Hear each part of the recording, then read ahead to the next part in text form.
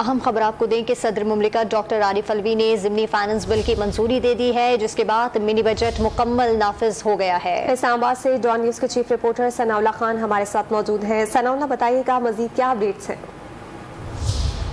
دیکھیں، پارلیمنٹ سے منظوری کے بعد گزشتہ رات یہ بل صدر کو بھیجا گیا تھا، تو آج صدر نے صبح اس کی آرٹیکل 75 کے تحت منظوری دی ہے۔ اس میں کچھ شق تو پہلے ہی لاگو کر دی گئی تھی، جس میں سگریٹس پر ایکسائز ڈیوٹی تھی اور جی ایس ٹی کا ریٹ 17 سے 18% کیا گیا تھا۔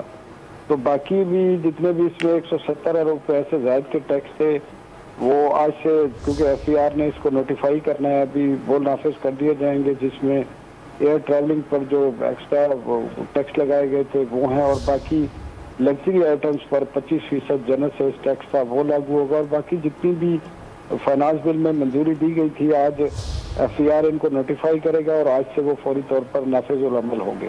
جی بہت شکریہ تفصیلات کے لیے آپ کا۔